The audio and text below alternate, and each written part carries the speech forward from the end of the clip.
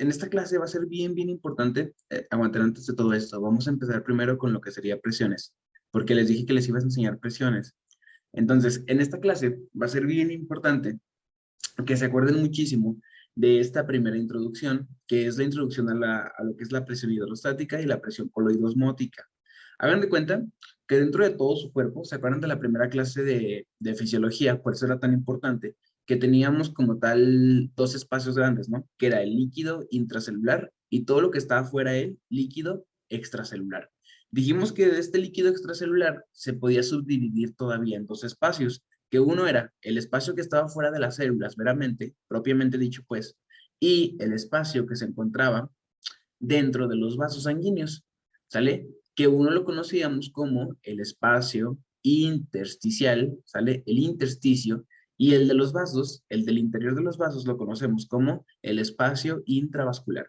Ya dijimos, y esto es muy importante, que jamás se les olvide, 2/3 de todo su agua corporal total, se encuentra dentro de la célula, y solo 1/3 se encuentra fuera de la célula, o sea, en el líquido extracelular, repartida entre lo que sería el líquido intersticial y el líquido intravascular. Entonces hagan de cuenta que todo líquido extracelular tiene que tener unos correctos niveles de equilibrio entre cuánto tiene de agua dentro del vaso sanguíneo y fuera en el líquido intersticial. Entonces hagan de cuenta que hay mecanismos que sirven en la fisiología para mantener un equilibrio en cuánto líquido tenemos. Ahí les va por qué. Porque si nosotros disminuimos lo que es nuestro líquido de los vasos, ¿qué creen que vaya a pasar? Pues hagan de cuenta que ese paciente va a tener algo que se conoce como baja volemia. Esa baja volemia es cuando hay disminución de líquido intravascular y eso va a llevar a lo que es datos de mala perfusión, puede llevar a hipotensión, puede llevar a que el paciente se choque. Por ejemplo, cuando el paciente pierde mucha sangre, ese es un paciente clásico con una baja volemia. Ahora, ¿qué es lo que pasa si aumentamos lo que es el líquido? ¿Sale? O sea, el líquido a nivel del líquido intersticial, en el intersticio, que vamos a causar un edema, ¿sale? Un edema. ¿Les ha pasado que algún día se golpean o que se dobla un poquito el pie, tipo un esguince o algo así grave? Seguramente a todos nos ha pasado un accidente. Y se han fijado cómo luego en la parte donde se pegaron, donde sufrieron el traumatismo, se inflama e incluso parece como si tuviera, pues, hinchazón. Ese hinchazón es porque las células se hacen tumefactas y aparte porque el líquido que está aquí afuera, el intersticial, empieza a aumentar en cantidad. Eso se le conoce como edema. Entonces, si pudiéramos definir edema en una palabra, sería el líquido que se extravasa de los vasos al sufrir un traumatismo o algún proceso inflamatorio. Entonces, muy importante con eso. No necesariamente tiene que haber un proceso inflamatorio para que se produzca un edema, porque también puede haber edema sin un proceso inflamatorio, sino con una desregulación de unas presiones que vamos a ver ahorita, ¿ok? Ahorita vamos a ver eso, que eso va a ser súper importante y eso del traumatismo tiene muchísimo que ver con esto. Dentro de la fisiología, ya dijimos entonces, existen dos presiones. Primero, la presión hidrostática. Hidrostática. Ahí les va a dar interesante. La mayoría de estudiantes no aprenden esto y esto es bien importante porque, por ejemplo, cuando ustedes quieran ver derrame pulmonar e insuficiencia cardíaca izquierda, incluso derecha, cuando ustedes quieran ver valvulopatías, todo esto va a ser bien importante. El paciente con cirrosis va a padecer de esto, el paciente con enfermedad renal crónica va a padecer de esto. La otra presión que existe es la presión coloidosmótica. Coloidosmótica. O también conocida como la presión oncótica. Entonces, hagan de cuenta que estas dos presiones regulan lo que es la filtración y la reabsorción del agua. ¿Qué significa filtrar? Significa pasar el agua de un espacio a otro. ¿Qué significa reabsorber? Lo mismo que absorber, hagan de cuenta. O sea, cuando el vaso agarra el líquido que se encuentra en el líquido intersticial y lo mete dentro del vaso. Ese es un proceso de reabsorción. Entonces, ¿qué es lo que pasa con estas presiones? Estas normalmente tienen que estar equilibradas para no filtrar tanto, pero tampoco reabsorber tanto, porque recuerden que el líquido siempre tiene que tener correctos equilibrios. Entonces, ¿qué es lo que pasa? La presión hidrostática es una presión mecánica, ¿sale? ¿Por qué es mecánica? Porque esta presión lo que va a inducir es el filtrado, o sea, es la que nos va a empujar el líquido hacia afuera del vaso. ¿Se acuerdan que un vaso, antes de pasar todo esto, la presión coloidosmótica es la presión de reabsorción? ¿Por qué es la presión de reabsorción? Porque esto lo hace gracias a las proteínas, ¿ok? Ahorita vamos a ver cómo lo hace gracias a las proteínas. ¿Se acuerdan que un vaso sanguíneo tiene como tal como tres partes, podríamos decirlo así, que es la arteria, después viene lo que es el capilar Y posteriormente viene lo que es la vena, ¿verdad? Que la vena va a recoger todo el flujo sanguíneo y lo va a llevar a las venas cavas para que llegue al corazón. Ahí les va esto bien importante. Normalmente los vasos, cuando llegan a la parte final, que es la arteriola, van disminuyendo en cantidad de capas. Normalmente un vaso tiene tres capas, por ejemplo, lo que es la adventicia, que es la más externa, la capa media, que es la capa muscular, y la capa más interna, que es el endotelio. Entonces, la arteria que ya va a conectar con el capilar propiamente dicho, se le conoce como arteriola, ¿sale? Es como la parte que ya conecta literalmente a lo que es el capilar.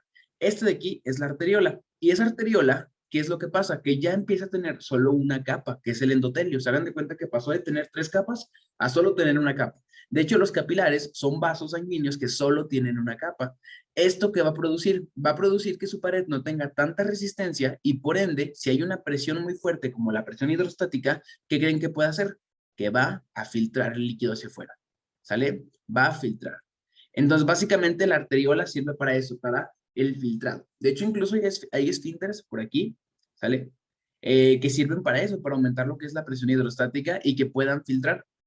Algo bien importante es que el capilar es un vaso que está literalmente poroso. Se hagan de cuenta que tiene sus paredes muy separadas, lo que hace que pueda filtrar fácilmente todo lo que es el líquido. Ahora, ¿qué pasaría si ese líquido únicamente sale por la presión hidrostática? Que vamos a causar un edema, ¿ok?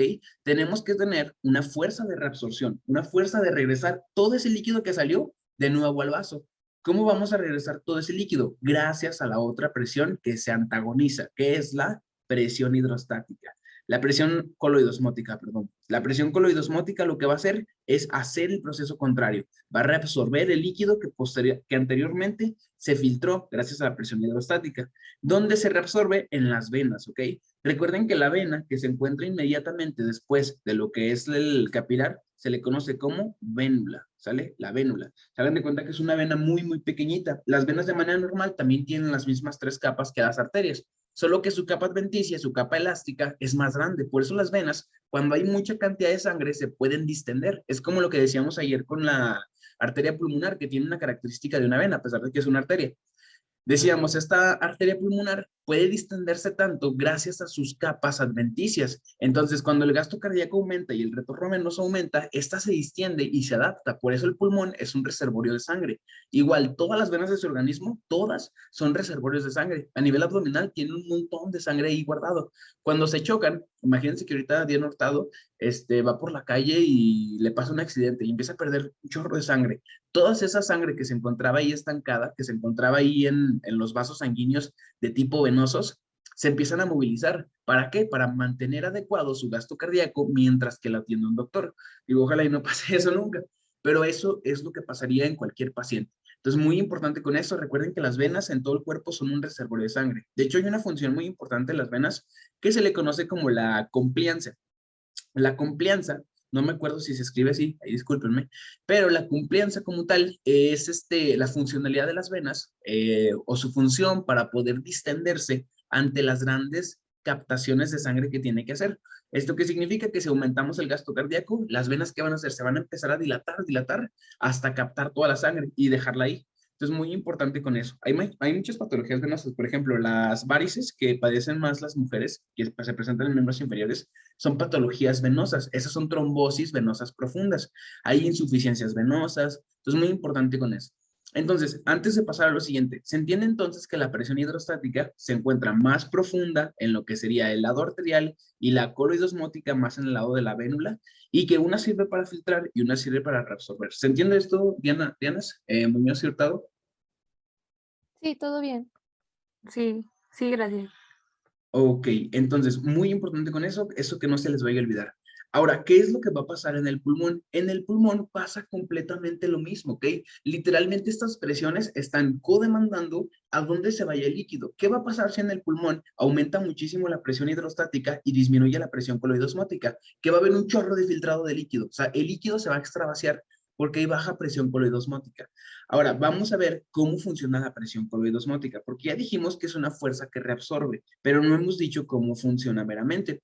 Hagan de cuenta que la presión coloidosmótica, y esto pónganlo por ahí, la presión coloidosmótica o presión oncótica está dada gracias a las proteínas, ¿sale? Gracias a las proteínas.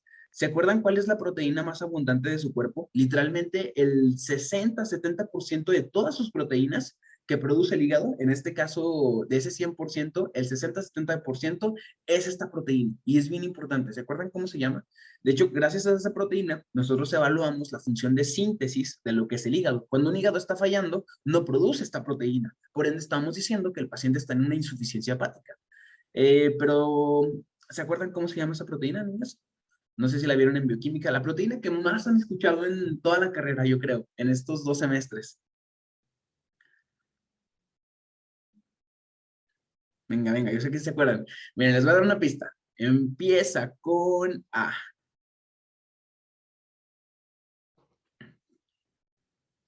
Venga, venga, sí se acuerdan, sí se acuerdan. Se tienen que acordar, niñas. Empieza con A, muy producida por el hígado. Es muy importante para la difusión de muchas hormonas, para la difusión de muchos fármacos. Básicamente es muy hidrosoluble. Se puede difundir por todos lados del cuerpo. Mantiene la presión oncótica. Cuando los pacientes tienen carencias nutricionales, tienen deficiencia de esta proteína y causan lo que es un abdomen globoso, que por eso los niños de África se ven así como gorditos, o sea, como distendidos de su abdomen, pero eso no es que estén nutridos, eso es porque están desnutridos, porque tienen hipoalbuminemia. ¿Ok? Ya les dije la proteína. La proteína más importante de todo su cuerpo es la albúmina, ¿ok? Recuerden, la albúmina se está produciendo en el hígado en grandes cantidades. Entonces, si el hígado en una prueba de función hepática ven que no produce albúmina, ¿qué significa eso? Significa que ese paciente está teniendo una insuficiencia hepática. Entonces, obviamente un paciente cirrótico, un paciente que tiene ya cierto daño hepático, obviamente que no va a producir albúmina. Entonces, esos pacientes desarrollan ascitis. La ascitis, pónganlo por ahí, es la acumulación de líquido a nivel abdominal. Entonces, muy importante con eso. ¿Diana Hurtado, Diana Muñoz, se les olvida eso o todo cool? Todo bien. Sí, todo bien. Bueno, ya nunca se les puede olvidar esa proteína, ¿eh? Entonces, ¿qué es lo que va a pasar? Dentro de esta proteína, ¿dónde se encuentran normalmente? Normalmente hay dos espacios donde las proteínas son muy abundantes. Una primera, en lo que serían los vasos sanguíneos. Aquí adentro hay mucha albúmina. ¿Por qué? Porque dijimos que la albúmina sirve como una proteína transportadora. Se hagan de cuenta que lo que hace es que capta algunos electrolitos, algunos fármacos, algunas proteínas adicionales de difusión y las transporta. Y otro lugar donde hay muchas proteínas es dentro de la célula. ¿Se acuerdan que dentro de la célula era eléctricamente negativa basalmente? ¿Por qué era eléctricamente negativa? Por la cantidad de aniones proteicos que tenía. Recuerden que las proteínas son aniones. ¿Por qué son aniones? Porque tienen carga de tipo negativa. Entonces, ahí les va esto, bien interesante. ¿Qué pasaba y qué nos decían nuestros profesores de la secundaria si juntábamos un negativo con un negativo o un positivo con un positivo, niñas? ¿Qué nos decían nuestros profesores? ¿Qué era lo que sucedía? Cuando son dos iguales es positivo, ¿no? Eso son las multiplicaciones y divisiones, si mal no recuerdo. ¿Se acuerdan de una regla que nos decían que cuando eran signos iguales se repelían más cargas? ¿Se acuerdan de Ah, eso? sí. Entonces, Signos opuestos atraen. exactamente, signos opuestos se atraen, exactamente. ¿Qué es lo que va a pasar?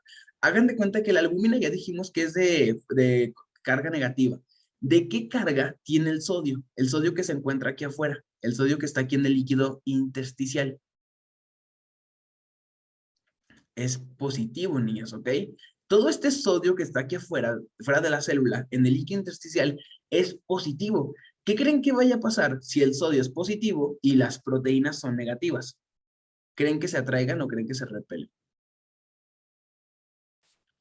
Se atraen. Exactamente, se van a traer. Entonces, ¿qué van a hacer las proteínas dentro del vaso? Van a provocar el proceso de reabsorción gracias a la atracción del sodio. Lo que van a hacer es que van a traer lo que es el sodio y todo ese sodio se va a meter dentro del vaso. ¿Qué es lo que va a pasar ahí? ¿Se acuerdan que el agua se difunde por un mecanismo que se le conoce como la ósmosis? La ósmosis, ¿a quién sigue? Sigue siempre a los lugares donde haya más osmolaridad. Recuerden, esto pónganlo por ahí en rojo, pero así en grande, ¿ok? El sodio es el electrolito más importante que determina el nivel de osmolaridad. Es literalmente casi el 80-90% de todos los componentes que determinan la osmolaridad, el más importante, les digo, casi el 80 al 90%. Entonces, ¿qué va a pasar con el agua? Si el sodio se está yendo adentro del vaso porque las proteínas lo están jalando, ¿qué va a pasar con el agua? Que el agua va a ir a perseguirlo. El agua va a decir, no, yo me quedo con mi sodio. Y se va a venir y se va a meter acá. Entonces, ese proceso, ¿qué creen que hizo? Reabsorbió líquidos. Entonces, eso era lo que buscábamos. De este lado de la arteriola, filtramos porque había mucha presión hidrostática, ¿ok? Porque empujamos el agua hacia afuera. Pasa al capilar y una vez que estamos en la vénula, las proteínas abundan demasiado y por ende, gracias a este mecanismo de aumento de proteínas en la vénula, es que podemos traer todo lo que es el agua para este lado a través de la atracción de sodio. Entonces, básicamente las proteínas lo que hacen con la presión oncótica es atraer lo que es el sodio y el sodio atrae el agua y gracias a eso reabsorbemos. ¿Han visto alguna vez, bueno, antes de esto, ¿entendieron eso, niñas? ¿Dieron ustedes de niños? ¿Se entendió? Sí, todo bien. Sí, todo bien. Muy bien, a este proceso, a este efecto como tal, se le conoce como el efecto de Gibbs-Donan, ¿ok? Así se llama, efecto de Gibbs-Donan. Ya sé que suena como efecto de McDonald's, pero sí, acuérdense de eso, ¿ok? Efecto de Gibbs-Donan. Entonces, muy importante con esto es algo que muy pocas personas conocen y es muy importante. Ahora, si se fijan, la presión hidrostática y la presión coloidosmótica siempre se tienen que mantener el equilibrio. Entonces, ese equilibrio, ¿cómo se le conoce en la fisiología? A ese equilibrio se le conoce como el equilibrio, y esto pónganlo en rojo, el equilibrio de Starling, ¿ok? Existen dos fuerzas de Starling. La primera fuerza de Starling es la presión coloidosmótica y la segunda es la presión hidrostática. Entonces, siempre tiene que haber un equilibrio de estas dos fuerzas para crear ¿qué? El equilibrio de Starling. Todos los trasudados, que ahorita vamos a ver qué es un trasudado, se crean por desequilibrio del equilibrio de Starling. Entonces, básicamente, para que exista lo que es una filtración de líquido excesiva o una reabsorción de líquido excesiva, tiene que haber un desequilibrio de estas fuerzas. ¿Se entiende eso? Niñas, ¿todo cool con eso? Sí, todo bien. ¿Todo Sí. bien? Muy bien. Si algún día lo ven en fisiología en su escuela, me lo dicen, porque la verdad no creo que se los vayan a enseñar esto, al menos así, no creo que lo vayan a ver. Se los digo porque nunca me he topado un profesor de fisiología que enseñe esto así a gran detalle. Esto es bien importante y en serio, si entienden esto, entienden muchas patologías. Entienden, por ejemplo, por qué sucede un edema pulmonar en un paciente cardiogénico, por qué sucede en un paciente nefrópata, por qué sucede en un paciente desnutrido. Por ejemplo, lo que les decía, ¿han visto estas clásicas imágenes de los pacientes que son africanos, generalmente niños, porque tienen carencias nutricionales mayores, más importantes? Y están todos, pues sí, caquéxicos. Caquéxicos significa que están así como desnutridos, que se les notan los huesitos, y tienen su abdomen globoso, o sea, su abdomen muy grande, parece como si estuvieran muy distendidos. ¿Lo han visto eso alguna vez? Sí, bueno, yo sí lo he visto como en imágenes así de internet. Ajá, ¿tú también tienes amigos? Sí, como que lo tienen muy inflado o algo así, pues parece extraño. Exactamente. Ese abdomen no es porque el paciente esté como tal nutrido, de hecho nos habla de mucha desnutrición. Ahí les va por qué. ¿Qué es lo que pasa en los pacientes que están en África? Desgraciadamente sabemos que en esos lugares hay unas carencias nutricionales muy importantes. ¿Qué es lo que pasa? El niño básicamente no come proteínas, no come nada de lo que son alimentos proteicos, aminoácidos. ¿Cómo creen, si no come proteínas, cómo creen que vaya a estar su presión coloidosmótica? Pues obviamente que va a estar muy bajita. Entonces, si está disminuida la presión coloidosmótica, ¿creen ustedes que puede hacer efecto de Gibbs-Donan y puede reabsorber lo que es el líquido después anteriormente de la filtración? O sea, ¿creen que ese líquido que fue filtrado se puede reabsorber por efecto de Gibbs-Donan? Si hay baja presión coloidosmótica, pues obviamente no. Entonces, ¿qué es lo que va a pasar? Que como hay bajas proteínas a nivel abdominal, lo que va a suceder es que va a filtrarse tanto líquido hasta que todo ese líquido se acumule en su abdomen, porque no puede ser reabsorbido, porque no tiene proteínas ese niño. Esto es muy importante. Si mal no recuerdo, creo que le denominaban coashurco, si mal no recuerdo. Es muy importante eso y es una característica del niño desnutrido. Por ejemplo, aquí en Zacatecas también se puede llegar a ver si vemos niños de la calle, pero se ve muy sutilmente aquí. En África se ve muy grande, porque obviamente las carencias nutricionales que hay allá pues son mucho mayores, ¿no? Entonces, pues bueno, por eso la dieta es muy importante. Entonces recuérdenlo, que esté inflado lo que es su abdomen no significa necesariamente que ese niño esté bien nutrido, ¿ok? Entonces, muy importante. ¿Dudas con esto? ¿Alguna pregunta?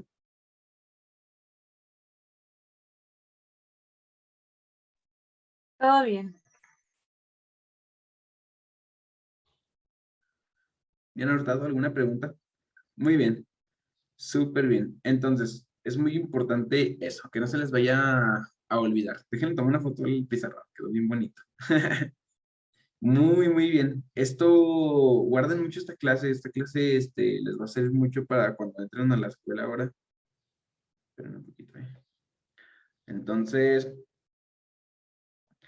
está muy interesante todo esto. Neta, apréndanlo bien, es como lo más básico que existe. Entonces, miren, ahora vamos hacia lo que sería la parte de ahora sí de pulmón. Fíjense, vamos aquí, cambio de presentación. Muy bien, aquí ya pueden ver la pantalla completa, ¿verdad? Creo que sí, ya. Entonces, pues bueno, vamos a empezar meramente con lo que es la clase meramente. Esta parte que les dije era muy importante porque era la introducción primaria que tienen que saber todos y eso es muy importante. El líquido y el edema pulmonar. Básicamente, en esta clase vamos a ver mucho lo que son estas presiones que les comentaba. Fíjense cómo a nivel pulmonar estas presiones ya han sido cuantificadas y ya se sabe cómo funcionan los mecanismos. De hecho, fíjense algo que nos dice el Guyton y esto es muy importante que lo sepan. Cualitativamente, es el mismo proceso. ¿Qué significa la palabra cualitativo? Significa que las cualidades de ese proceso, o sea, utiliza el mismo mecanismo en todos lugares, porque es cualitativamente lo mismo en todos los lugares, ¿ok? Eso es muy importante. Déjenme, que no me está rayando de este lado. Espérenme un poquito. Dejen acomodo las pantallas para que se pueda ver bien y les pueda rayar bien, porque no sé cómo se transmitió. Entonces, ok. Dejen ver si así queda. O si todavía tenemos, no, todavía no se pone esto. A ver, yo creo que les voy a transmitir de acá. Ujú. Entonces, creo que aquí ya pueden verlo. Entonces, aquí ya pueden ver la pantalla completa, niñas. Sí se ve, ¿no? Sí, Sí. sí se Sí. ve completa. Muy bien. Entonces, les decía, cualitativamente es el mismo proceso. O sea, hagan de cuenta que una persona en todo su cuerpo está haciendo estos cambios de presión hidrostática y colorosmótica a nivel de todo su organismo, a nivel abdominal, a nivel hepático, a nivel renal, en todos los lugares hay presiones hidrostáticas y presiones coloidosmóticas. Ahora, esto pasa de manera normal e igual, como les digo, en el pulmón, pero es cuantitativamente distinta. La palabra cuantitativa hace referencia a que el proceso cambia en cuanto a lo que serían sus valores de presión. Se hagan de cuenta que no va a ser los mismos milímetros de mercurio que existan de filtración a nivel de hepático a los que existen a nivel pulmonar. De hecho, son muy diferentes. Entonces, estos parámetros de aquí, apúntenlos por ahí, si pueden tenerlos por ahí apuntados, porque son muy importantes. Fíjense, la presión capilar pulmonar, ¿se acuerdan que la presión capilar pulmonar es la presión, es una presión de filtración que tiene lo que son los capilares pulmonares, o sea, dentro de lo que es el pulmón? Es de 7 milímetros de mercurio, ¿ok? Fíjense, la presión del líquido intersticial, ojo con esto, ahorita vamos a ver por qué esta presión es tan importante. Y de hecho, esta presión de aquí, y váyanlo poniendo por ahí, mantiene seco a los pulmones. Eso es muy importante, esta presión mantiene seco a los pulmones. La presión coloidosmótica intersticial pulmonar de 14 milímetros de mercurio, la presión coloidosmótica intersticial va a mantener líquido en lo que es el intersticio. Ojo con esto, ¿se acuerdan que les comentaba que existen los tres espacios? El líquido intracelular y el extracelular. Y les decía, de afuera, ahí el vaso sanguíneo y está todo el líquido intersticial. Las presiones no solamente están dentro del vaso, o sea, no solamente aquí hay presión hidrostática y presión coloidosmótica, sino también en la del líquido intersticial. Aquí afuera también hay presión hidrostática y presión coloidosmótica. Entonces, va a pasar lo mismo. Si aumenta aquí mucho la presión coloidosmótica, ¿de dónde va a venir el filtrado de agua? Desde acá hacia acá, porque reabsorbe hacia lo que sería el espacio intersticial. Si aumenta mucho la presión hidrostática, ¿a dónde va a filtrar? Hacia el otro espacio, dentro del vaso. O sea, básicamente nada más es lo contrario. Pero el lugar más importante que tienen que saber es la intravascular. Es lo más importante. Ahora, si se fijan, estos cambios de presiones pueden ser muy importantes porque las paredes del epitelio alveolar son muy delgadas. ¿Esto qué va a provocar? Que si hay un cambio de presión, aunque sea muy mínimo, de estas presiones que mantienen normalmente el equilibrio de Starling, va a producir filtrado excesivo o reabsorción excesiva. Y esto va a llevar a que el paciente se llene de líquido en lo que son sus pulmones. Esto puede ser muy grave. Un paciente con un derrame pulmonar importante puede morir en media hora, niñas. Entonces es muy importante que sepan identificar fisiopatológicamente y clínicamente y diagnosticarlo por imagen a un paciente con un derrame pulmonar. Entonces, muy importante con eso. No se les vaya a olvidar. Ahora, fíjense con esto. Esta tablita que les pongo por aquí resume todas las presiones que les digo, pero aparte tiene algo bien importante. Fíjense cómo todas las presiones que están acá arriba, fíjense, presión capilar, esta es la presión capilar pulmonar.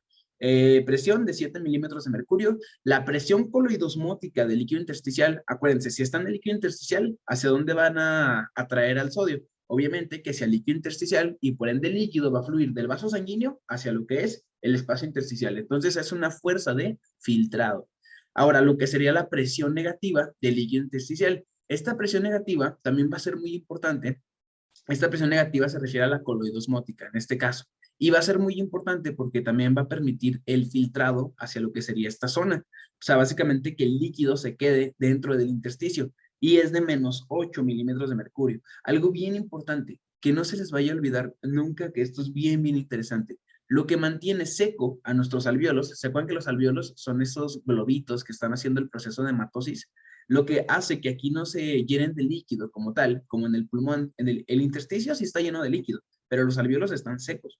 Lo que hace que estén secos los alvéolos es esta presión, la presión negativa del líquido intersticial. Gracias a esta nosotros podemos mantener los alvéolos secos. Si esta presión empieza a aumentar, el líquido va a empezar a entrar a los alvéolos y esto va a producir un edema alveolar. Y eso es muy peligroso también porque también puede llevar a que el paciente se choque. Entonces es muy importante con eso. Ahora, todas estas en total, esas tres juntas, son fuerzas hidrostáticas de salida. O sea, hagan de cuenta que todas estas permiten lo que es la salida de líquido hacia lo que es el espacio intersticial. O sea, van a mantener el líquido o van a filtrar lo que es el líquido, ¿ok? Y fíjense cómo la presión ya sumadas es de 29, sale 29 milímetros de mercurio. Ahora, fíjense con esto, las fuerzas que tienden a volver lo que es el líquido desde la parte de afuera hacia los capilares, ¿sale? La presión de absorción, que era lo que les decía, es únicamente la presión coloidosmótica de los vasos sanguíneos. O sea, ¿se acuerdan que dentro de los vasos sanguíneos viaja el plasma? Que ya saben que el plasma es todo ese contenido que tiene proteínas, meramente o propiamente dicho. Entonces, esa presión coloidosmótica que se encuentra ahí va a servir para la reabsorción. Y bueno, ¿por qué es tan importante eso? Porque fíjense cómo esta presión, que únicamente sirve para la reabsorción, es de 28. Entonces, ¿qué es lo curioso por aquí? Ahí les va el dato curioso. Se acuerdan que la presión de filtrado era 29 y la presión de reabsorción es 28. Hay un 1 ahí de diferencia, ¿verdad? O sea, ligeramente, y como se los pongo aquí, ligeramente las presiones de filtrado son mayores. Entonces, ¿a qué creen que va a tender eso? Pues obviamente que el líquido se vaya acumulando en el pulmón. Para esto tenemos lo que sería ¿cómo decirlos? Una forma o una protección de ayuda, otro sistema que no hemos contado por aquí y que apenas vamos a contar. Ahorita nomás estamos hablando de la arteria y la vena y obviamente el espacio intersticial. En este caso, quien ayuda a reabsorber lo que es este 1 milímetro de mercurio, o sea, quien ayuda a esta diferencia es la bomba linfática. Los linfáticos reabsorben el líquido que no puede reabsorber las venas. Entonces, la bomba linfática es súper importante. Algo bien interesante, ¿por dónde viajan la mayoría de proteínas? La mayoría de proteínas viaja por lo que son las venas, pero más importantemente por lo que son los linfáticos. Recuérdenlo y pónganlo por ahí. Los linfáticos solo tienen una capa, solo tienen el endotelio y también al igual que las venas tienen válvulas. Esas válvulas impiden lo que es el retroceso de la sangre hacia flujo retrógrado, o sea, permiten nada más un flujo unidireccional, que es hacia el corazón. A final de cuentas, ¿se acuerdan de lo que les decía ayer? Que los linfáticos van a filtrar lo que es el ángulo yugulosubclavio, que es el ángulo de Pirogov. Ese ángulo después va a caer a la circulación venosa, después a la vena cava superior y de ahí al corazón. Entonces, básicamente la bomba linfática digamos que son como vías accesorias de las venas. Y gracias a esta es que las presiones o el líquido que no puede reabsorber las venas, la bomba linfática es quien le pone la ayuda ahí. Entonces, muy importante con eso. ¿Qué creen que pase si digámoslo así, si una vena se obstruye.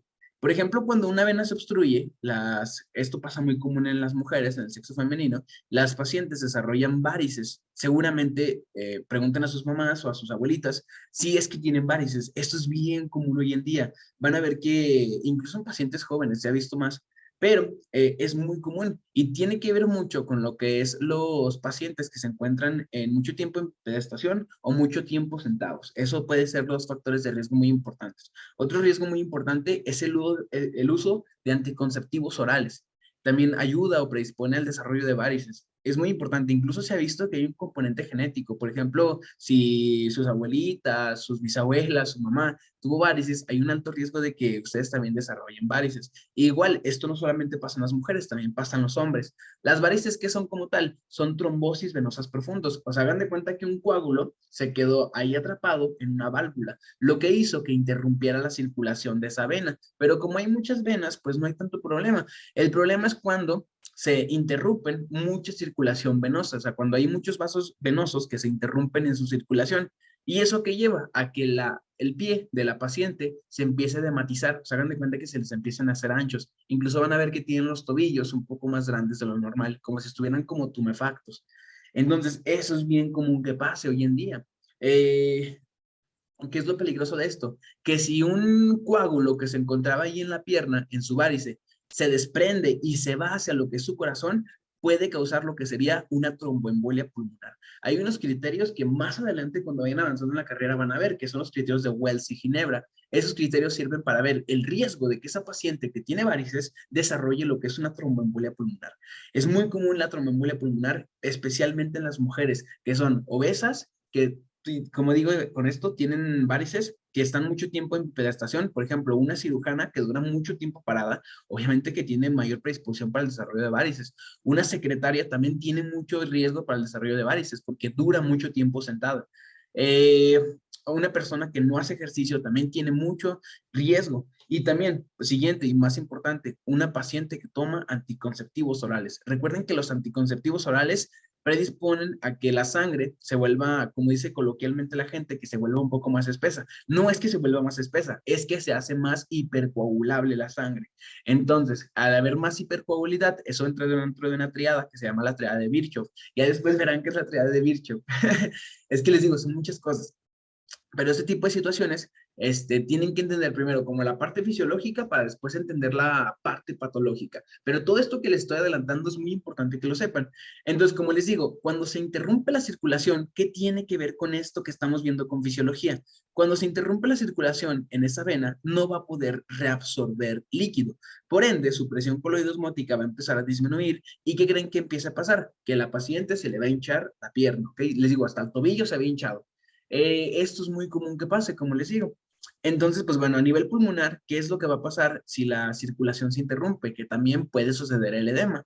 Entonces, pues bueno, ya ahora lo saben. Si se fijan, entonces hay más tendencia a lo que es el filtrado hacia lo que sea la reabsorción. Entonces, ese pequeño porcentaje que no puede ser reabsorbido por las venas, ¿quién lo reabsorbe? Los linfáticos, ¿ok? Ahí les valgo un tip muy interesante. Ya dijimos que cuando se obstruye una vena por las varices, hay edema, ¿ok? Pero es un edema muy, digamos, muy noble, ¿ok? El edema que se causa por la obstrucción de la bomba linfática es un edema, no manches, impresionante, ¿ok? Incluso tiene su propio nombre. Se le conoce como elefantiasis. Y literalmente la elefantiasis se ve así gigante, o sea, un pie dematizado, pero van a ver que exageradamente. Elefantiasis, ¿ok? Esto es muy común que pase. Esto que no se les vaya a olvidar, les voy a poner una imagen para que vean cómo es que es esta elefantiasis. Y se van a sorprender muchísimo y jamás se les va a olvidar esto. Entonces, ¿sus mamás tienen varices de todo esto, niñas? ¿O conocen a una persona que tenga varices? No sé, sus abuelitas o algo así. Mi abuelita. Sí, también conmigo mi abuelita y mi mamá. Y les digo, es bien común. Y les digo que como tal, hay un componente genético ahí, no se sabe muy bien qué es lo que pase, pero se ha visto que el endotelio de las personas que tienen varices tiene más como predisposición a ocluirse, a los taponamientos de coágulos que se van formando por ahí. Por eso es muy importante que hagan ejercicio, que disminuyan todos los factores de riesgo. Fíjense en esta imagen que les voy a poner aquí en internet. Si pueden ver mi pantalla de internet, la que se ve en Google Chrome. Sí, ¿verdad? Creo que sí. Sí, ya se ve. Y este paciente es un paciente con una elefantiasis. Fíjense cómo el pie se ve súper edematizado, pero así en gran cantidad. O sea, eso de aquí es porque se obstruyó un linfático. Cuando existe una obstrucción de de una simple vena que se crea pues una varice, no se crea este tipo de edema. O sea, un edema de una varice es un edema muy sutil, muy noble. O sea, fíjense cómo los edemas acá son muy abundantes y compárenlo con una pierna normal, con una pierna con toda con elefantiasis. La regeneración, pues sí, Es muchos que factores. sí, te digo que hay un componente, digo, no se ha investigado muy bien a ciencia cierta, pero se cree que hay un componente en el endotelio de las venas de las pacientes que tienen varices, en las cuales su endotelio es como más pegajoso o como más adherente. Entonces, lo que hace eso es que cualquier coágulo que se forme por la acumulación de plaquetas lleve a lo que sería, pues literalmente que se obstruya lo que es la vena. Entonces, es muy importante eso, pero sí. Mm, ¿Cómo ves? Nada más esperamos a Diana Hurtado, que no sé, a lo mejor está para el baño. Entonces, pues bueno, hasta aquí ahorita alguna pregunta, alguna duda. No, ninguna. ¿Nada? Ok, muy bien. Muy bien, Diana. Tú también apenas vas a tercero, ¿verdad, Diana? Sí, apenas a tercero. ¿Tú en qué semestre vas? Yo acabo de pasar a noveno semestre. ¿Y qué materias crees que van a ser las más complicadas? De este noveno, Ajá. pienso que a lo mejor oncología, a lo mejor gine, y yo pienso, son las que me han dicho, neumología también me dijeron que está difícil. De hecho, los resúmenes que les estoy pasando son unos resúmenes que estoy actualizando con el libro del Guyton y un libro de fisiología de neumología. Entonces son resúmenes súper completos. De hecho, van a ver que incluso tiene mi nombre arriba y dice neumología noveno A, pero úsenlos ustedes. Son meramente para ustedes. Ah, ok, muchas gracias. ¿Los han visto? Son unos resúmenes que parecen como trípticos. Sí, sí, sí aparece. Están muy didácticos, ¿verdad? Sí. Entonces, pues bueno, Diana, ¿alguna pregunta, alguna duda, Diana Hurtado? No sé, algo que no quede quedado claro. No, todo bien. Muy bien. Entonces, está impresionante, ¿verdad? Eso de las varices, ¿verdad? Está como de wow, o sea, como una patología que parece como muy inocente termina siendo algo que, pues no sé, o sea, que algo que parece como hasta catastrófico, ¿no? Entonces, pues bueno, es muy importante eso. Si pueden ver ahí mi pantalla, Diana Hurtado, sí la ven, la pantalla del PowerPoint. Sí, sale Muy una de presiones. ¿Sí? Exactamente esa. Entonces, pues bueno, esto es muy importante, no se les voy a olvidar. Recuerden que hay mayor tendencia en el pulmón del filtrado que la reabsorción, pero quien no se está apoyando ahí son los linfáticos, ¿ok? Entonces, aquí les pongo las presiones que a mi consideración son muy importantes, no más para diferenciárselas, para que no se les olvide. Y fíjense, ahí está la clásica imagen que nos habla sobre lo que sean estas presiones. Fíjense cómo, y esto es muy importante, ¿ok? Fíjense, este de aquí es el vaso sanguíneo, o sea que aquí dentro que el líquido va a ir, el líquido intravascular. Este de acá es el alveolo. Este espacio que está entre el alveolo y lo que sería el vaso sanguíneo, ¿cómo se le llama? Es el espacio intersticial, es el intersticio. Y aquí está la bomba linfática. Hagan de cuenta, fíjense con esto, vamos a ponerlo más didáctico. La presión capilar es esta que tiene aquí adentro, este 7, esa es la presión hidrostática de salida. Entonces tendrá la filtración. La presión coloidosmótica es esta que se encuentra aquí, ¿sale? ¿Por qué tiende a la filtración? Porque recuerden que es coloidosmótica, o sea, esta presión de aquí afuera va a absorber el líquido que venga del vaso hacia afuera por las proteínas y el efecto de Gibbs-Dunning, pero ahora hacia este lado, ¿sale? Ahora, la presión negativa del líquido intersticial, que es de -8, que es esta que se encuentra aquí. Esta presión negativa, básicamente lo que va a hacer es permitir también la reabsorción hacia lo que sea el líquido intersticial y es lo que va a impedir que lo que es el alveolo se llene de agua. Fíjense cómo el alveolo normalmente tiene poros, son estos poros que se ven por aquí. De hecho, por ahí difunden muchos gases, como el oxígeno y el dióxido de carbono. Entonces, lo que hace que no tenga agua aquí adentro es esta presión negativa del líquido intersticial. Ahora, la presión de reabsorción, fíjense cómo la presión de reabsorción, gracias a la presión coloidosmótica en el plasma, que es de -28, pero hay un positivo que tiende a la filtración. Ese positivo, ¿quién dijimos que lo iba a reabsorber? Efectivamente, los linfáticos. Entonces, ¿se entiende este esquema bien? ¿Sí se entiende, niñas, a lo que se refieren todas estas presiones? Sí. Sí. Muy bien.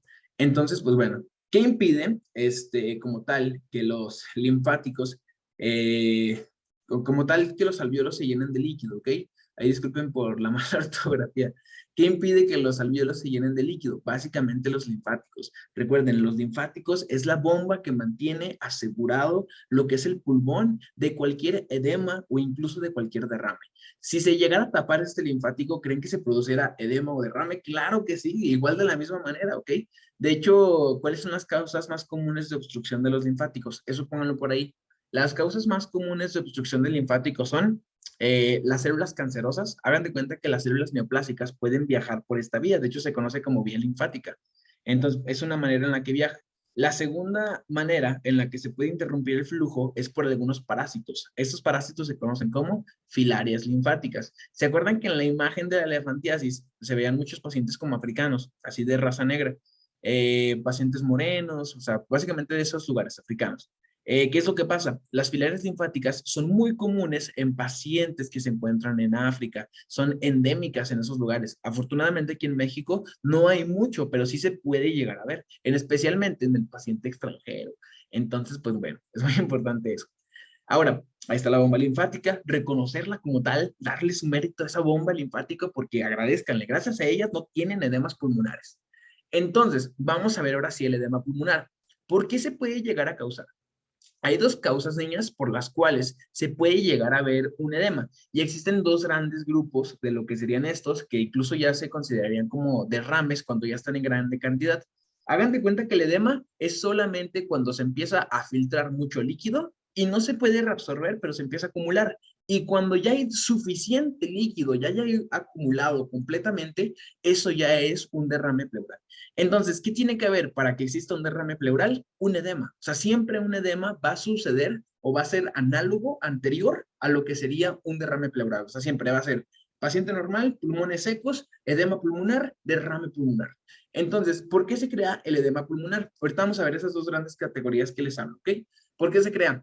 Porque va a haber cualquier factor que aumente la filtración y que creen que impida lo que es la reabsorción por los linfáticos. Entonces, ¿esto cómo dijimos que se llamaba? Desequilibrio en las fuerzas de Starling, ¿ok? Entonces, esto es muy importante. ¿Cuáles son las causas más frecuentes? Generalmente hay dos grandes grupos de causas, ¿ok? Y estos dos grandes grupos de causas, pónganle por ahí. El primero es una lesión a los capilares, principalmente la inflamación, una inflamación excesiva en cualquier parte de su cuerpo, no se queden solo con el pulmón. Una inflamación muy excesiva en cualquier parte de su cuerpo puede llevar a derrame. Por ejemplo, una neumonía por SARS-CoV-2 era muy difícil que llevaba derrame, pero esto era porque los virus son más difíciles que produzcan derrame, ¿ok? Y ahora con esto, lo que serían las bacterias, claro que sí pueden llevar a derrame. Por ejemplo, cuando tenemos un derrame paraneumónico, eso pónganlo por ahí. Un derrame paraneumónico es una extravasación de líquido producido por una bacteria. Eso es muy importante. Ahora, hablando de lo que sería algún otro tipo de inflamación fuera del pulmón, por ejemplo, esto es muy común y pónganlo por ahí. Los pacientes con pancreatitis aguda desarrollan como complicación derrames pulmonares, pero esto lo desarrollan por el gran nivel de inflamación que tienen estos pacientes. Es muy común que los pacientes con pancreatitis siempre tengan derrame pulmonar. Entonces, cualquier lugar que cause inflamación va a producir derrame. ¿Y esto por qué pasa? Porque los capilares se abren más de lo normal. Ahorita vamos a ver eso, porque tiene que ver con la eh, falta de adherencia entre lo que son las paredes de los capilares. Ahora, la otra causa como tal es el desequilibrio en las fuerzas de Starling. El desequilibrio en las fuerzas de Starling es lo mismo que decíamos, cuando los capilares empiezan a tomar una fuerza de filtración muy grande y se impide lo que es la reabsorción. Esto es muy que pasa en pacientes con patologías cardíacas, principalmente en el paciente con insuficiencia cardíaca izquierda. Es el principal, el paciente que tiene hipertensión, después de muchos años tener hipertensión, va a desarrollar hipertrofia ventricular izquierda y cae finalmente a insuficiencia cardíaca izquierda. Esto va a provocar que las presiones de las cámaras izquierdas aumenten y esto genere lo que sería una estasis vascular en las venas pulmonares que están pues casi de entrada al atrio izquierdo. Entonces esto va a generar que cause edema. Es lo mismo que decíamos ayer. Y otra, pues la fuga de proteínas. La fuga de proteínas generalmente pasa porque hay una lesión capilar. Eso vamos a ver, ¿ok? Es muy importante. Ahora, les voy a poner una hoja en blanco, un pizarrón, para que podamos diferenciar estos, ¿ok? Esto es muy importante.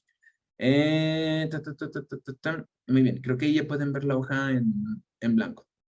Básicamente, ¿qué es lo que sucede? Hagan de cuenta, como ya les dije, existen varias causas de lo que sería el edema, ¿ok? Entonces, ahí les va. La principal causa dijimos que es la lesión a los vasos. El vaso sanguíneo normalmente ya dijimos que tiene 3 capas. Aquí la capa que nos interesa es el endotelio. De manera normal, el endotelio hagan de cuenta que está así. ¿Se acuerdan que el endotelio, y eso pónganlo por ahí, el endotelio es el único tejido que está preparado para mantener sangre, para que fluya la sangre? Hagan de cuenta que es como si fuera una pared de concreto que está tapizada con un fluido que sirve para que el líquido de la sangre resbale y no se irrite. Por ejemplo, cuando hay extravasación de sangre a otro tejido que no es endotelio, se irritan los tejidos y de hecho causan vasoespasmo. Por ejemplo, cuando un paciente tiene un EBC o tiene lo que sería una hemorragia subaracnoidea, desarrolla vasoespasmo por esta misma causa. Ahora, esto es de manera normal. Fíjense cómo las células endoteliales se encuentran muy bien adheridas. O sea, básicamente entre ellas no hay espacios. Esto es de manera normal. Cuando hay inflamación, cuando se despierta un proceso inflamatorio, ¿qué es lo que va a pasar? Que las células endoteliales se van a empezar a separar. Y esto es muy importante para que los leucocitos migren de un espacio a otro, ¿sale? O sea, fíjense cómo la diferencia de esta pared de acá, fíjense cómo las células endoteliales están muy, muy separadas, ¿ok?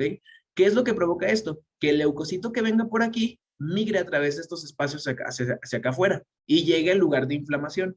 A este proceso, ¿cómo lo conocemos? A este proceso se le conoce como diapédesis. Diapédesis. ¿Sale? O también se lo conoce como transmigración.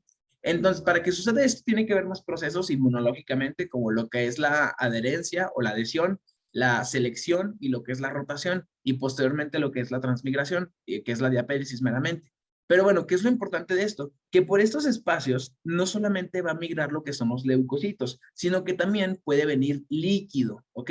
Por ejemplo, agua y además otra cosa bien importante, ¿qué creen que van a pasar con las proteínas que se encontraban aquí adentro? Efectivamente, que se van a empezar a fugar por aquí, a salirse. Entonces las proteínas se van a empezar a salir toditas, completitas. ¿Y qué va a pasar? Con el vaso, ¿creen que ese vaso que perdió proteínas siga teniendo la misma presión coloidosmótica? Obviamente que no, ¿verdad? Va a disminuir. ¿Y dónde va a aumentar la presión coloidosmótica? En el líquido intersticial. Acá va a empezar a aumentar. ¿Y esto qué va a producir? Este aumento acá afuera. Que como hay más proteínas en el líquido intersticial, en el intersticio, ¿qué dijimos que hacían las proteínas? Jalaban lo que era más sodio. Y este sodio, ¿a quién va a jalar? Al agua. Por lo tanto, va a producir ¿cómo dijimos que se llama esto? Que empieza con E. Edema, ¿ok? Entonces, ¿se entiende por qué la inflamación lleva edema? ¿Se entiende, niños? ¿Se fijan que es bien bonita la fisiología?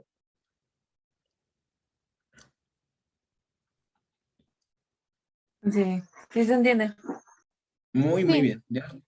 Excelente, muy bien. Fíjense cómo con solamente aprender conceptos básicos como presión coloidosmótica, hidrostática, cambios de presión, desequilibrio en fuerza de Starling, ya saben cómo reconocer un edema. Ahora con esto, ¿qué pasa? ¿Qué dijimos? Si ese edema se acumula muchísimo, ¿qué dijimos que pasaba? Que formábamos un derrame, ¿ok? Un derrame. Ese derrame, obviamente, tenemos que sacarlo de lo que es el pulmón. ¿Con qué lo sacamos? Tenemos que depletar lo que es el líquido con diuréticos. Los diuréticos son fármacos que nos ayudan a orinar. Entonces, hay muchos tipos de diuréticos, eso lo podemos ver después. Es muy importante eso. Ahora, en cuanto a lo que sería cuando hay un derrame muy grande, hagan de cuenta que si nosotros en la radiografía vemos un pulmón que todo completamente está lleno de agua, todo esto, por ejemplo, todo esto está lleno de agua, el paciente de primero va a tener dificultad respiratoria, un paciente que no va a poder respirar bien y va a oxigenar en su oximetría de pulso a 70%, 60%. Entonces, ese paciente, ¿qué hay que hacerle? A ese paciente hay que hacerle una toracocentesis. Una toracocentesis es cuando les pinchamos el pulmón con una aguja, con un catéter, pues, para sacarle líquido. Este procedimiento a mí ya me ha tocado hacerlo y no está muy difícil, está muy, muy sencillo en realidad. Entonces, pues bueno, la toracocentesis, pónganlo por ahí, la toracocentesis es el tratamiento de urgencia de un paciente con un derrame pleural masivo, ¿ok? Eso es muy importante. Esta toracocentesis generalmente es tanto terapéutica, pero también es diagnóstica, porque gracias a esa toracocentesis podemos sacar ese líquido, lo metemos a otras jeringas y podemos mandarlo al laboratorio. Y podemos hacerle un estudio citológico, un estudio bioquímico, ver cómo se encuentra el líquido como tal. Entonces, pues bueno, ¿se entiende esto, niños? ¿O hay algún problema con eso? No, todo bien.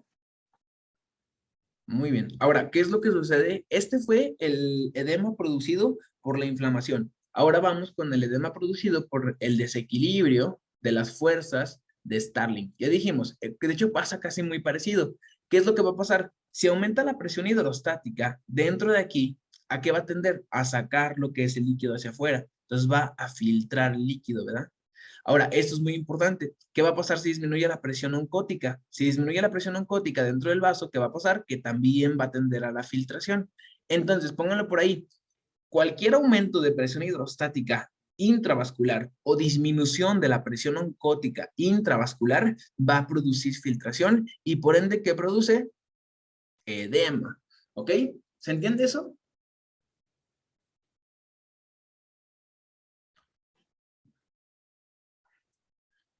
Sí, ¿Todo bien, Diana Muñoz? ¿Con eso? Sí, todo bien. Muy bien, entonces es muy importante eso, que eso jamás les voy a olvidar. Ahora, dejen, pongo esto por acá y muy bien. Entonces ya saben las dos principales causas, una inflamación y otra desequilibrio de las fuerzas estáticas.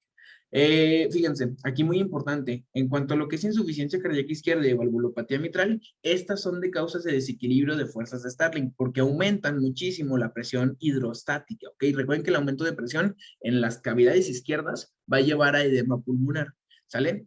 La lesión de membranas y por algunas inhalaciones de algunos inhalantes tóxicos, lleva a lo que es un edema de tipo inflamatorio, ¿ok? Pero ya les dije, cualquier patología, no sea respiratoria, sea cualquiera sea que sea, puede llevar a inflamación muy grande y llevar a la fuga de proteínas. Esto ya dijimos cómo, porque se abren los capilares, y esto producir lo que es un edema, ¿ok? Entonces, muy importante con eso. Ahora, muy importante, fíjense, ahí vemos la clásica imagen del paciente con una estenosis mitral. Fíjense cómo el paciente con estenosis mitral no va a poder pasar sangre en lo que sería su cavidad del atrio izquierdo hacia lo que sería su ventrículo izquierdo. Por ende, ¿qué es lo que va a pasar? Que su atrio izquierdo se va a empezar a dilatar y con ello va a empezar a aumentar su presión hidrostática. Esa presión hidrostática también va a empezar a aumentar en las venas pulmonares y esto va a producir, ¿qué dijimos? La fuga de líquido y eventualmente un edema, ¿ok? Entonces, esto ya lo tienen que tener bien, bien manejado, ¿ok? Ya saben por qué sucede todo esto. Ahora, en cuanto a lo, fíjense esto, es muy importante. Fíjense cómo la presión de la aurícula izquierda, entre más aumente, fíjense cómo lo normal de la presión de la aurícula izquierda es entre 2 y 5 milímetros de mercurio.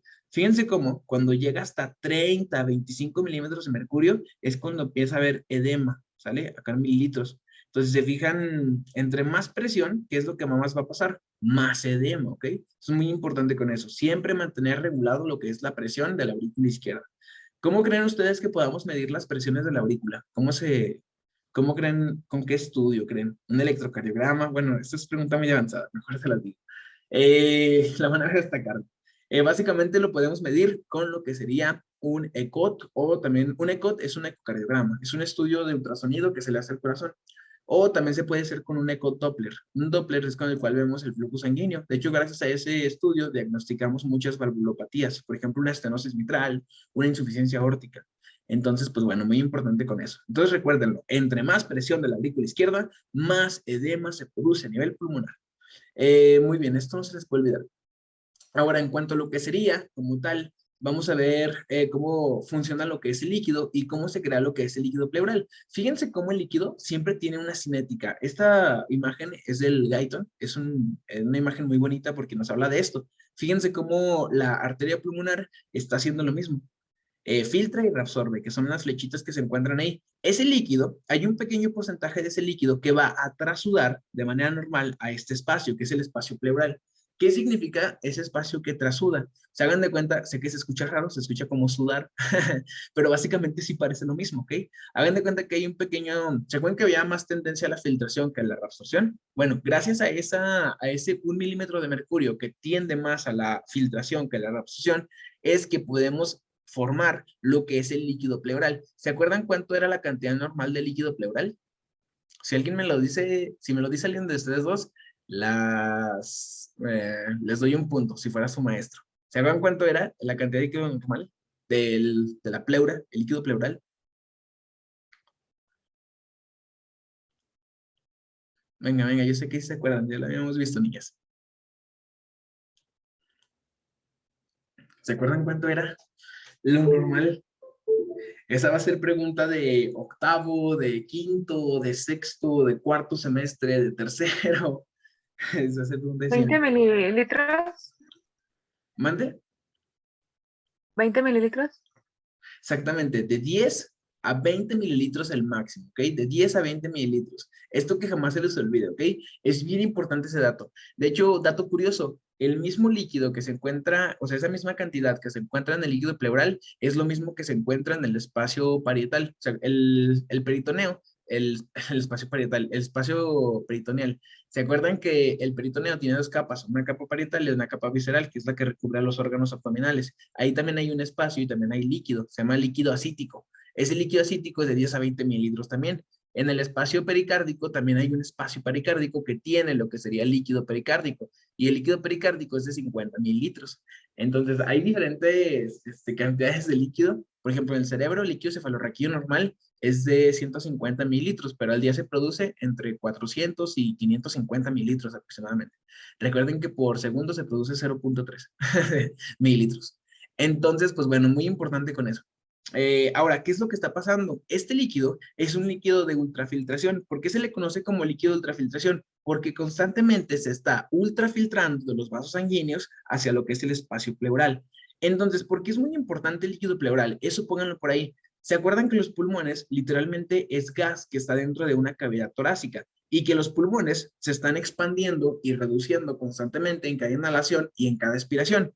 ¿Qué es lo que va a hacer el líquido pleural? El líquido pleural lo que hace es facilitar esos movimientos, es darle como un espacio para que el pulmón pueda ensancharse literalmente así como quiera, como gusta, como se le antoje, y pueda reducirse también como se antoje. O sea, básicamente proporciona un medio facilitador para la expansión de los pulmones, ¿ok? Eso es muy importante. Acuérdense que las pleuras, tenemos dos tipos de pleuras. Tenemos una pleura visceral que literalmente no se puede ver porque está adosada a lo que es el pulmón. Y tenemos una pleura parietal, que la pleura parietal está unida a la cavidad torácica por la parte interna. Y entre esas dos tenemos el espacio pleural. Recuerden eso siempre. Ya dijimos de 10 a 20 mililitros. Y bueno, ¿de qué está compuesta esa membrana pleural? Es una membrana mesenquimatosa y de tipo porosa. ¿Por qué es porosa? Porque esos poros permiten la filtración y la reabsorción de líquido. Es como los vasos sanguíneos, dijimos que tienen esos poros justamente para eso. Y ahora, ¿qué es lo que va a pasar? Ese líquido se está recambiando. Por eso es un líquido de ultrafiltración. Fíjense cómo los linfáticos reabsorben lo que es este líquido también. ¿Y a dónde dijimos que lo llevan? Hacia lo que es el ángulo de Pirogov o el ángulo yúgulo-subclavio, ¿ok? El exceso de líquido, ¿quién lo va a drenar? Los linfáticos. Esto es más que lo que ya hemos visto. Entonces, pues bueno, ¿de esto no tienen ninguna duda, niñas? ¿O hay alguna pregunta? ¿Tiene Hurtado Diana Muñoz alguna pregunta con esto? No, todo bien. Muy bien, espero que tampoco Diana Muñoz. ¿Alguna pregunta, Diana? No, todo bien. Muy, muy bien. Entonces, pues bueno, ahora fíjense cómo el espacio pleural como tal no es un espacio evidente. De hecho, a estos espacios que se encuentran así, el espacio pericárdico, el espacio pleural, el espacio donde se encuentra el líquido cefalorraquídeo, que es por los ventrículos cerebrales, son espacios virtuales. Se llaman así, espacios virtuales o espacios potenciales. Pero como les digo, no es evidente este espacio, únicamente se encuentra ahí. ¿Cuál es la forma o cuándo vemos evidente ese espacio? Lo vemos únicamente cuando tenemos un derrame pleural. Si tuviéramos un derrame, hagan de cuenta que el líquido se va para abajo y aquí se encuentra estancado de líquido. Entonces, pues bueno, es muy común que pase esto de los derrames, ¿eh? Un día les voy a mandar una radiografía que ven al hospital, porque constantemente sí se ven. De hecho, ayer vimos uno de un paciente Entonces, pues bueno, ahora fíjense con esto. Para mantener expandidos los pulmones, siempre se ocupa lo que es una presión negativa del líquido pleural. ¿Se acuerdan de la clase primaria que vimos, que donde vimos la presión pleural, la presión alveolar y la presión transpulmonar, que era la diferencia de presión que había entre la presión alveolar y la presión pleural? ¿Qué es lo que va a pasar con esto? ¿O por qué también era importante la presión pleural? La presión pleural, recuerden, siempre va a ser negativa y aproximadamente es de -4 milímetros de agua. Esto es muy importante, ya que gracias a esta presión negativa, los pulmones se pueden mantener pues expandidos. Es lo que hace que, si esta presión se volviera positiva, hagan de cuenta que empujaría esta presión los pulmones hacia adentro. ¿Y esto qué generaría? Que los pulmones, en vez de estar así de dilatados, estarían colapsados, ¿ok? Así como en esta imagen, en esto que les pongo aquí, estarían colapsados. Por eso les digo, siempre tiene que estar negativa para que se mantengan distendidos, ¿ok? Eso es muy importante. Una de las causas de esa negatividad son los linfáticos, porque los linfáticos están reabsorbiendo constantemente ese líquido. Entonces, ¿qué es lo que va a pasar si hay un derrame? Si hay un derrame, esa presión, en vez de ser negativa, se va a volver positiva. ¿Y qué creen que va a pasar con el pulmón? Se va a colapsar, ¿ok? Incluso no solamente con un derrame. Si hay gas, por ejemplo en un neumotórax, si hay gas, el gas también va a aumentar la presión y esto va a producir también el colapso del pulmón. Cuando un pulmón está colapsado, es un pulmón que se restringe en su movimiento y eso se le conoce como colapso pulmonar, ¿sale? O también lo llaman atelectasia. Entonces, pues bueno, una atelectasia pulmonar es la restricción a la distensión del pulmón. Ya lo saben ahora, que no se les va a olvidar eso. Ahora, en cuanto a lo que sería el derrame pleural, ¿cuáles son las principales causas de derrame pleural? Esto que les voy a enseñar a continuación, yo pienso que va a ser el tip más importante y que jamás se les puede olvidar. Esto nunca lo tienen que olvidar. Les juro que van a ir como 2 semestres adelantados a fisiología de tercer semestre gracias a esto que les voy a decir. Hagan de cuenta que existen dos grandes grupos de derrames pleurales, ¿ok? Vamos a ponerlo por acá. Esto que están viendo en la radiografía que vieron ahí es un derrame pleural, ¿ok? Pero ahorita vamos a ver eso. Existen dos grandes grupos de derrames pleurales, ¿sale? Estos dos grandes grupos son bien importantes, niños, ¿ok? Existe lo que sería, vamos a poner aquí, derrame pleural. Existe lo que es el derrame pleural de tipo transudativo, y existe lo que es el tipo exudativo, ¿sale? ¿Cuál es la diferencia? Los trasudados se crean por desregulación de las presiones hidrostáticas y coloidosmóticas, o sea, por desequilibrio de las fuerzas de Starling o del equilibrio de Starling. Y los exudativos se producen por inflamación, ¿ok? Exudativos por inflamación. ¿Se acuerdan cuando veíamos lo de edema? Les decía, hay dos causas de edema muy grande, una es por esto, otra es por esto. Bueno, estas son las dos que les decía. Ahí les va. La principal causa de los trasudados es la insuficiencia cardíaca izquierda. Esto que jamás se les olvide. Todos los pacientes con insuficiencia cardíaca, no manches, desarrollan derrames a gran cantidad, o sea, muy frecuentemente, ¿ok? Ahora, en cuanto a lo que sería la segunda causa de transudativo son pacientes de tipo cirróticos, ¿sale? Los pacientes que son hepatópatas. Esto es muy común. Y tercera causa, los pacientes renales, pacientes nefrópatas. ¿Por qué los pacientes renales? Porque los pacientes tienen proteinuria. Y si tiran proteínas, ¿qué presión va a disminuir? La presión coloidosmótica. Y si disminuye la presión coloidosmótica intravascular, ¿qué va a pasar? Que el líquido se va a ir hacia el intersticio. ¿Sale? En el paciente cirrótico va a pasar lo mismo. ¿Qué les dije hace rato? ¿Cuál es la proteína más importante de su cuerpo? La albúmina. ¿Qué va a pasar si no tienen albúmina? La presión oncótica va a disminuir y va a desarrollar edemas y con ello derrames pulmonares, ¿ok? Derrame pleural. Ahora, en cuanto a lo que serían los exudados, acuérdense que en la insuficiencia cardíaca es porque aumenta la presión hidrostática por el aumento de presión en las cavidades izquierdas. ¿Qué va a pasar en el exudado? Acá es por inflamación. Acá puede haber múltiples causas. Por ejemplo, acá puede ser, por ejemplo, desde lo que sería un paciente con una neumonía, un paciente con un SDRA. Un SDRA significa síndrome de estrés respiratorio agudo, ¿ok? Es una de las complicaciones del paciente COVID. Un paciente con un trauma de tórax, que es un proceso inflamatorio. Un paciente con lo que sería, no sé, una neoplasia torácica, ¿sale? Por ejemplo, puede ser un timoma, puede ser lo que sería un teratoma maligno de pulmón, puede ser una metástasis de hueso. O sea, el hueso normalmente cuando tiene cáncer hace metástasis a lo que sería el pulmón. Ojo con esto, ¿saben qué es metástasis, niños? Diana Muñoz y Hurtado, ¿saben qué es eso?